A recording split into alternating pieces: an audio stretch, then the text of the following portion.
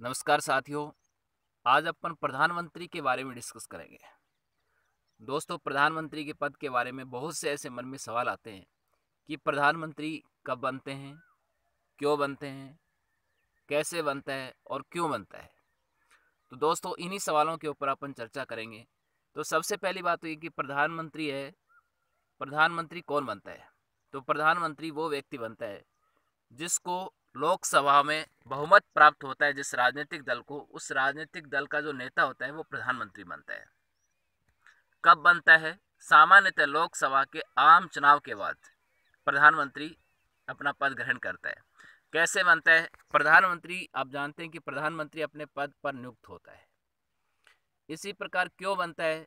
क्योंकि भारत में एक संसदीय लोकतांत्रिक व्यवस्था है, और संसदीय लोकतांत्रिक व्यवस्था से यहाँ पे आशय ये है कि संसदीय जो लोकतांत्रिक व्यवस्था होती है, वो संसदीय लोकतांत्रिक व्यवस्था में उसके दो प्रमुख लक्षण हैं। एक तो वहाँ पे दोहरी कार्यपालिका होती है, और दोहरी कार्यपालिका में एक नामात्र का प्रमुख राष्ट्रपति होगा, और वास्तविक जो प्रमुख होता है वो कौन होता है? प्रधानमंत्री होता है।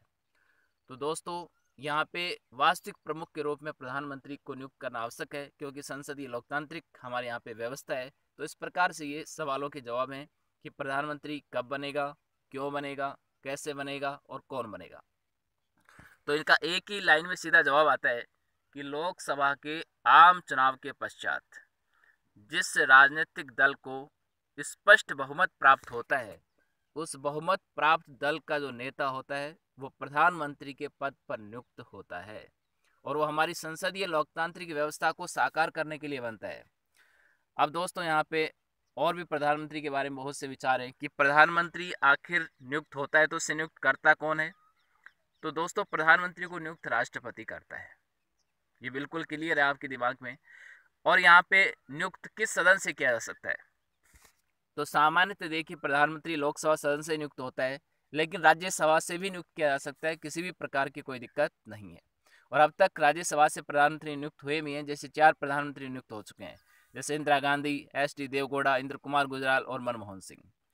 अब यहाँ पे सवाल ये भी बनता है, क्या प्रधानमंत्री लोकसभा राज्यसभा से नियुक्त होता है, कहीं बाहर से नहीं हो सकता है? तो दोस्तों, प्रधानमंत्री बाहर से भी नियुक्त किया जा सकता है। भारतीय संविधान का अनुच्छेद 75 क्लॉज 5 यही कहता है कि किसी बाहरी व्यक्ति को भी प्रधानमंत्री या मंत्रिपरिषद के सदस्य के रूप में नियुक्त किया जा सकता है, लेकिन उसके लिए कंडीशन ये रखी गई है कि 6 माह के अंदर अंदर उसको किसी भी एक सदन का सदस्य बनना होगा। तो ये सभी बातें हैं। और क्वेश्चन ये भी पूछा जाता है कि क्या प्रधानमंत्री अपना पद ग्रहण करता है? पद ग्रहण करने से पहले उसको बहुमत सिद्ध करके दिखाना पड़ेगा कि मैं मेरे साथ सदस्यों का बहुमत है और मैं विश्वास में हूँ, सदन का विश्वास मेरे साथ है। क्या ऐसा बहुमत सिद्ध करना पड़ता है पहले? तो इस प्रकार की कोई व्यवस्था नहीं कि पहले बहुमत सिद्ध करने की कोई आवश्यकता नहीं होती है। हमारा प्रधानमंत्री कितना ताकतवर है उसके बारे में हम बात करेंगे, क्योंकि अब जानते हैं कि प्रधानमंत्री केंद्र सरकार का मुख्य प्रवक्ता होता है। किसी भी प्रकार की देश के सामने कोई समस्या आती है, कोई संकट आता है, तो मीडिया प्रधानमंत्री से जवाब चाहता है कि प्रधानमंत्री इस बात पे, इस समस्या पे अपने विचार रखें। तो ये केंद्र सरकार का मुख्य प्रवक्ता भी होता है। इसके साथ साथ जो आपातकालीन परिस्थितियां होती हैं उस दौरान ये राजनीतिक प्रबंधक के रूप में भी कार्य करता है। तो दोस्तों, बहुत से ऐसे मन में सवाल हैं, और अब तक ऐसे कितने प्रधानमंत्री हैं जो पूर्व में मुख्यमंत्री रह चुके हैं, उनके बारे में चर्चा करेंगे। तो 6 ऐसे मुख्यमंत्री हैं जो प्रधानमंत्री के पद पर रह चुके हैं। तो आइए दोस्तों, आज के सेशन में आपका हार्दिक स्वागत है, और इस सेशन की शुरुआत करते हैं अपन फर्स्ट क्वेश्चन। हमारे संविधान के अंतर्गत किसी कार्यकारी की यदि अमेरिका के राष्ट्रपति से तुलना की जाए तो वह हमारा प्रधानमंत्री है, न कि राष्ट्रपति। तो दोस्तों, आप जानते हैं कि अमेरिका में प्रेसिडेंशियल डेमोक्रेसी है और अपने यहाँ पे पार्लियामेंट्री डेमोक्रेसी है।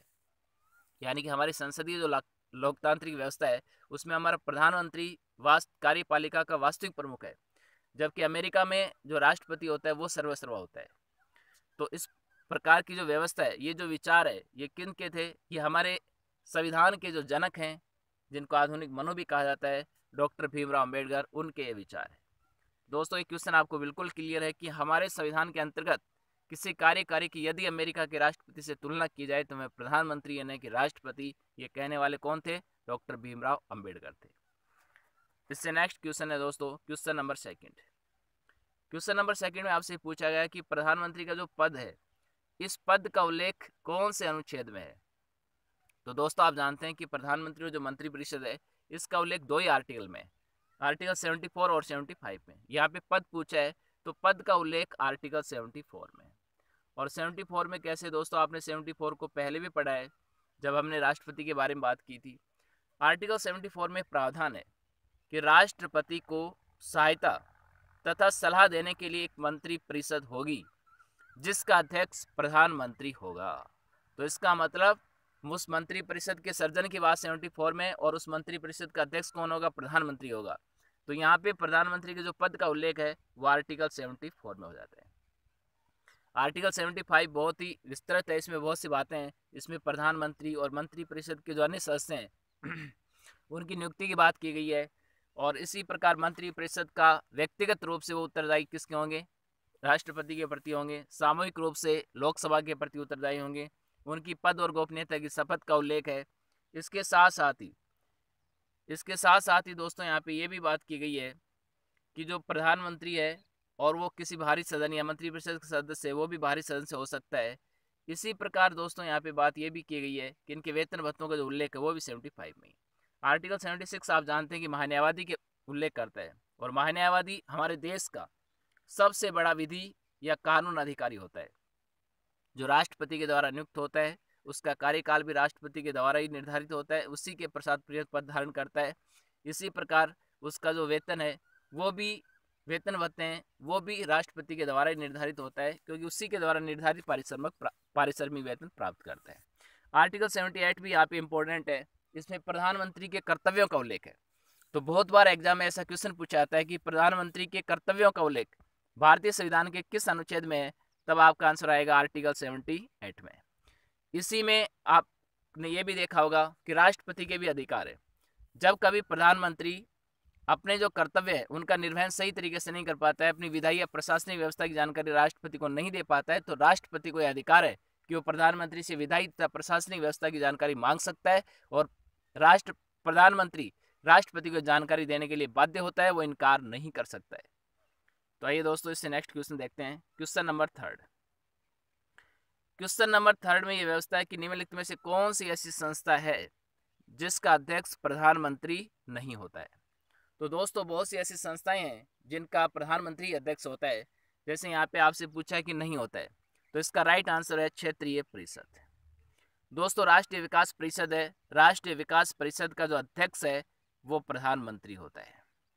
इसी प्रकार देखो राष्ट्रीय एकता परिषद है, इसका अध्यक्ष भी प्रधानमंत्री होता है। अंतर्राज्यीय परिषद है, इसका अध्यक्ष भी प्रधानमंत्री होता है। अब मन में एक सवाल आ रहा है कि अगर इन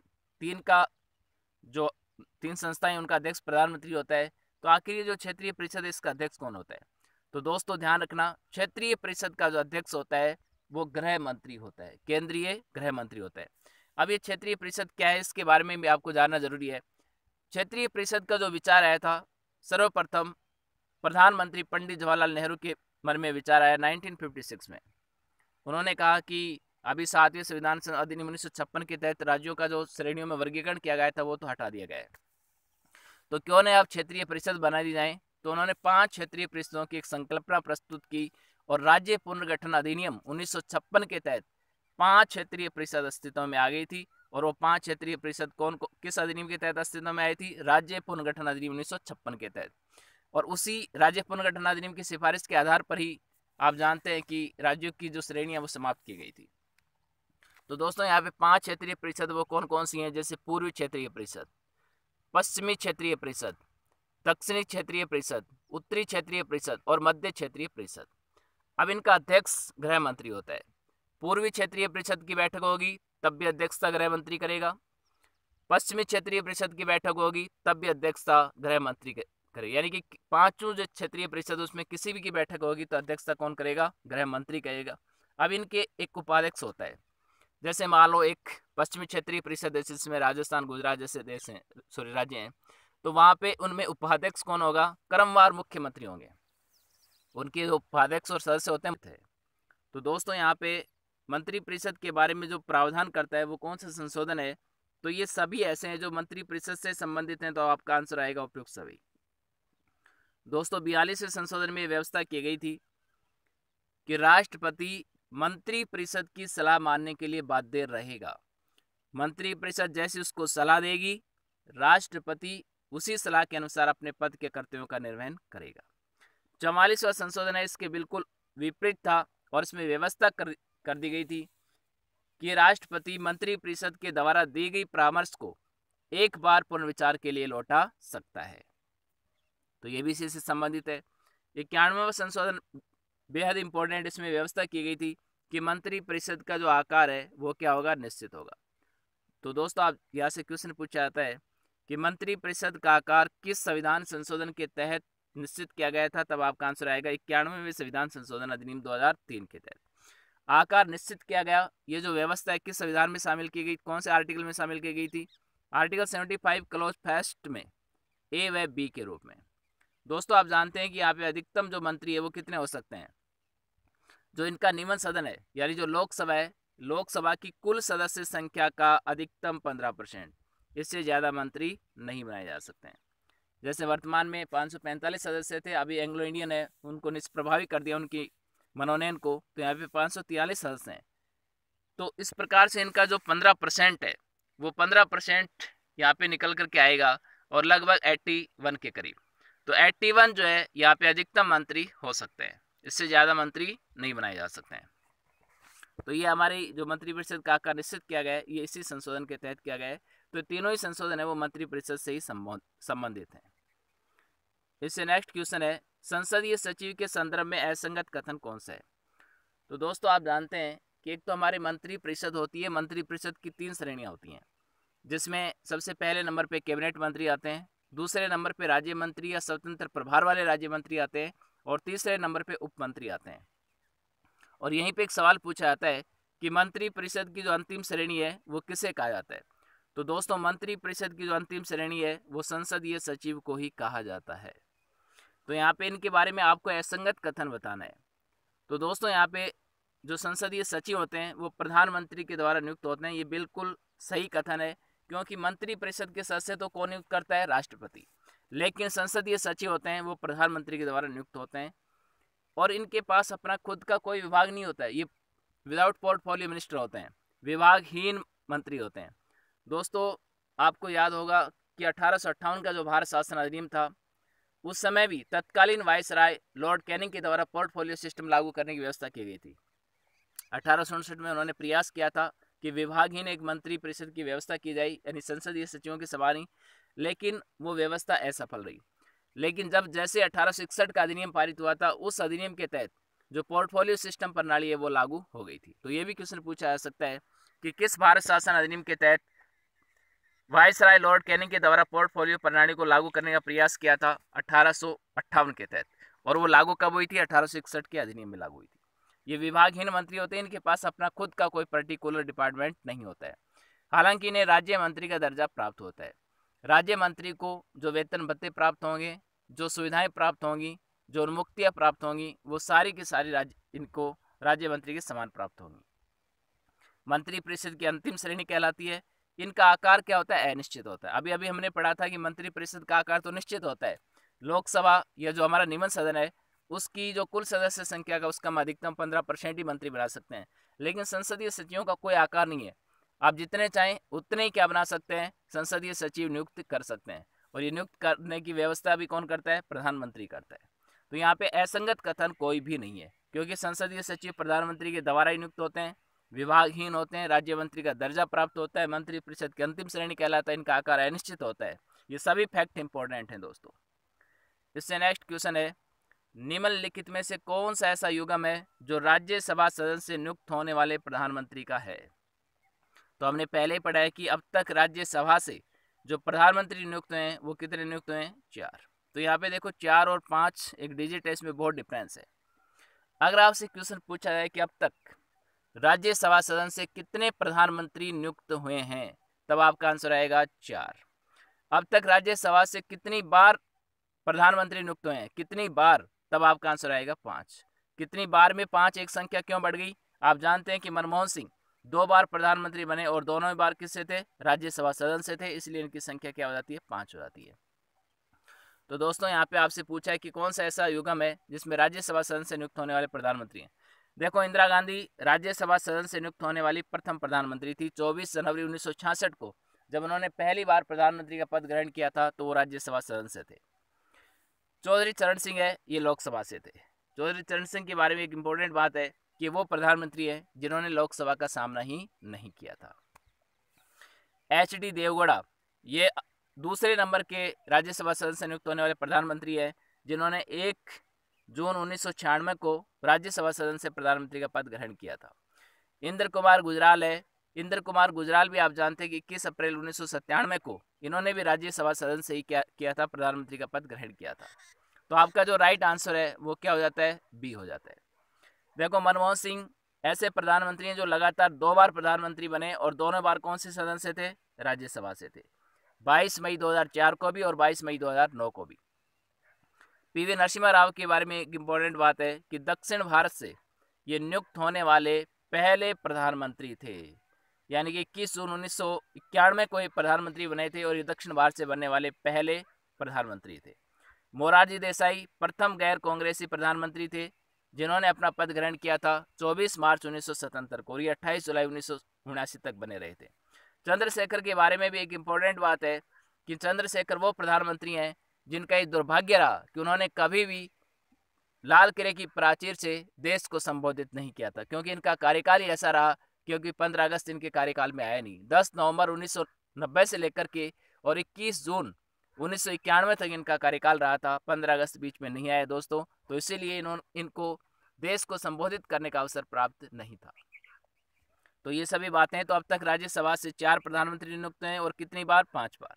इंदिरा गांधी, HD देवगौड़ा, इंद्र कुमार गुजराल और मनमोहन सिंह। मनमोहन सिंह 2 बार और एकमात्र महिला राज्यसभा से इंदिरा गांधी, और वो भी पहली महिला है और अब तक की एकमात्र महिला प्रधानमंत्री है, और एक 24 जनवरी 1966 को। इससे नेक्स्ट क्वेश्चन है क्वेश्चन नंबर 7। निम्नलिखित में से किस न्यायालय ने यह निर्णय दिया कि संविधान में आवश्यक नहीं कि व्यक्ति प्रधानमंत्री नियुक्त होने से पूर्व ही लोकसभा में अपना बहुमत सिद्ध करे? तो दोस्तों, पहले तो कांग्रेस का एक छत्र राज था, उसके बाद में व्यवस्था ऐसी हुई कि बहुत से ऐसे राजनीतिक दलों का गठन हो गया, दल बदल प्रभावी हो गया, तो बार बार सरकार बनती थी और सरकार बिगड़ जाती, बनती और गिर जाती। तो ये व्यवस्था है। उसके लिए यहाँ पे किसी व्यक्ति ने न्यायालय में याचिका लगाई कि क्यों न ऐसी व्यवस्था की जाए कि प्रधानमंत्री नियुक्त होने से पहले उससे बहुमत सिद्ध करा लिया जाए ताकि इस समस्या का समाधान हो जाए। तो ये जो याचिका लगाई थी किस न्यायालय में लगाई थी, और उस कौन सा वो न्यायालय जिसने निर्णय दिया कि प्रधानमंत्री के लिए कंडीशन संविधान में कहीं भी नहीं है कि वो नियुक्त होने से पहले लोकसभा में अपना बहुमत सिद्ध करे? तो ये आपका दिल्ली हाई कोर्ट है जिसने 1980 में डिसीजन दिया था। इससे नेक्स्ट आपका क्वेश्चन है कि निम्नलिखित में से कौन से प्रधानमंत्री पूर्व में मुख्यमंत्री नियुक्त नहीं हुए थे? तो दोस्तों, अब तक 6 से प्रधानमंत्री नियुक्त हो चुके हैं जो पूर्व में क्या थे? मुख्यमंत्री थे। अब वो 6 कौन कौन से हैं? देखो, मोरारजी देसाई, इसी प्रकार चौधरी चरण सिंह, VP सिंह, और इसी प्रकार आपके HD देवगौड़ा, और इसी प्रकार आपके PV नरसिम्हा राव और नरेंद्र मोदी। ये 6 ऐसे प्रधानमंत्री हैं जो पूर्व में क्या थे? मुख्यमंत्री। दोस्तों, मोरारजी देसाई महाराष्ट्र के उस समय मुख्यमंत्री थे जब वो अविभाजित महाराष्ट्र था, यानी कि बम्बई पुनर्गठन अधिनियम 1960 से पहले 1956-57 में ये बम्बई के मुख्यमंत्री थे। चौधरी चरण सिंह यूपी के मुख्यमंत्री रहे हैं, VP सिंह भी यूपी के मुख्यमंत्री रहे हैं। इसी प्रकार HD देवगौड़ा कर्नाटक के मुख्यमंत्री थे, और PV नरसिम्हा राव आंध्र प्रदेश के मुख्यमंत्री थे, और नरेंद्र मोदी आप जानते हैं गुजरात के मुख्यमंत्री थे। तो ये 6 ऐसे मुख्यमंत्री हैं जो बाद में प्रधानमंत्री के पद पर नियुक्त हुए हैं। तो आप इसमें नहीं पूछा आपसे, तो आपका राइट आंसर हो जाएगा C। इंद्र कुमार गुजराल और चंद्रशेखर मुख्यमंत्री नहीं थे। इससे नेक्स्ट क्वेश्चन है कि सर्वप्रथम किस प्रधानमंत्री के खिलाफ अविश्वास प्रस्ताव लाया गया था? दोस्तों, आप जानते हैं कि अगर हमारे यहाँ पे संसदीय लोकतांत्रिक व्यवस्था, उसकी पहचान है कि हमारी जो कार्यपालिका है वो लोकसभा के प्रति उत्तरदायी होती है। जब लोकसभा को कभी ऐसा लगता है कि सरकार है ये कार्य करने में समर्थ नहीं है तो अविश्वास प्रस्ताव ला सकती है, किसी भी मंत्री के विरुद्ध या प्रधानमंत्री के विरुद्ध भी ला सकती है। तो पहले प्रधानमंत्री पंडित जवाहरलाल नेहरू थे जिनके खिलाफ JB कृपलानी के द्वारा अविश्वास प्रस्ताव लाया गया था 22 अगस्त 1963 को, लेकिन वो असफल रहा, पारित नहीं हो पाया था, सरकार नहीं गिर पाई थी। तो सबसे ज्यादा अविश्वास प्रस्ताव जो लाए गए थे इंदिरा गांधी के शासनकाल में लाए गए थे, 50 बार अविश्वास प्रस्ताव आए थे इनके बारे में। तो ये सब बातें हैं। और बाकी इनके भी लाल बहादुर शास्त्री है, मनमोहन सिंह, इनके खिलाफ अविश्वास प्रस्ताव आए हैं। तो ये सभी बातें आपके लिए इंपॉर्टेंट है। अविश्वास प्रस्ताव कौन ला सकता है? विपक्ष ला सकता है, और विपक्ष में भी कौन? केवल लोकसभा सदन को ही लाने का अधिकार है। कम से कम कितने सदस्यों का समर्थन चाहिए? 50 सदस्यों का। 50 सदस्यों का क्या चाहिए? समर्थन चाहिए अविश्वास प्रस्ताव लाने के लिए। और इसके साथ ही जैसे सदन के अध्यक्ष को संकल्पित प्रस्ताव सौंप देते हैं, और सदन के अध्यक्ष की जिम्मेदारी होती है कि वो 10 दिन के अंदर अंदर इसके ऊपर क्या करवाता है? मतदान करवाता है। तो ये बातें हैं, बाकी और भी अपन अविश्वास प्रस्ताव को आगे डिटेल में डिस्कस करेंगे। इससे नेक्स्ट क्वेश्चन है दोस्तों, क्वेश्चन नंबर 10, कि निम्न में से असुमेलित को छांटिए। तो देखो, हमारे प्रधानमंत्री की पद की तुलना अलग अलग तरीके से की है राजनीतिक विश्लेषकों ने। प्रधानमंत्री समान के बीच प्रथम होता है, ये किसने कहा था? लॉर्ड मार्ले ने कहा था। बिल्कुल सही कथन है। सरकार के मुखिया के रूप में वो सबसे प्रमुख होते हैं, ये हर्बर्ट मैरिसन ने कहा था। ये भी सही कथन है। प्रधानमंत्री तारों के बीच एक चंद्रमा है, ये किसने कहा था? सर विलियम वर्नर हार्टकॉट ने कहा था। इसी प्रकार सरकार देश के लिए प्रमुख है, वहीं सरकार का जो प्रमुख है वो प्रधानमंत्री होता है, ये HRG ग्रीव्स ने कहा था। प्रधानमंत्री मंत्रिपरिषद के जीवन और मृत्यु का केंद्र बिंदु है, ये किसने कहा था? HJ लास्की ने। तो दोस्तों, ये सारे के सारे कथन हैं, ये बिल्कुल करेक्ट हैं, लेकिन इससे जो नेक्स्ट है F वाला, ये अनकरेक्ट है। प्रधानमंत्री राज्य की जहाज का मल्ला है, ये किसने कहा? मुनरो ने। ये मुनरो ने नहीं कहा था। ये किसने कहा था? ये रैमजे म्योर ने कहा था। ये कहा था रैमजे म्योर ने। तो ऐसा कहने वाला कौन था? रैमजे म्योर था, जिन्होंने कहा कि प्रधानमंत्री राज्य की जहाज का मल्ला है। मुनरो ने तो क्या कहा था? कि प्रधानमंत्री राज्य की नौका का कप्तान है। तो यही यहाँ पे आपका असंगत हो जाता है, तो आपका राइट आंसर होगा F। तो ये दोस्तों आपकी 10 क्वेश्चन की एक श्रृंखला है, और इसमें अपन कोशिश करते हैं कि पूरा का पूरा चैप्टर क्लियर हो। अभी आप ये फर्स्ट ही पार्ट है इसका, प्रधानमंत्री और मंत्रिपरिषद के। इसके अलावा और भी अपन इसके बारे में बात करेंगे। मंत्रिपरिषद की जितने भी आर्टिकल्स हैं 75 का जो विस्तार है उसको हमने अभी पढ़ा ही नहीं है, उसको कंप्लीट रूप से पढ़ना है। विश्वास प्रस्ताव, अविश्वास प्रस्ताव, इनके बारे में अपन बात करेंगे। प्रधानमंत्री के बारे में और बातें करेंगे। तो मैं उम्मीद करता हूँ कि दोस्तों आपको ये जो वीडियो की श्रृंखला है आपको अच्छे से समझ में आ रही होगी। और दोस्तों, आपसे एक रिक्वेस्ट है कि अगर आपने अभी तक भी इस चैनल को सब्सक्राइब नहीं किया है तो आप इस चैनल को लाइक करें, शेयर करें, सब्सक्राइब करें, और बेल आइकॉन को भी प्रेस करें। बेल आइकॉन को दोस्तों, यहाँ पे आप कुछ लोग बोलते हैं कि नोटिफिकेशन नहीं आ रहा है, तो आपका वहाँ पे 2-3 ऑप्शन है, पर्सनलाइज और ऑल। तो ऑल वाला जो, उसको आपको एक्टिव करना है। बहुत बहुत शुक्रिया दोस्तों आपका, धन्यवाद।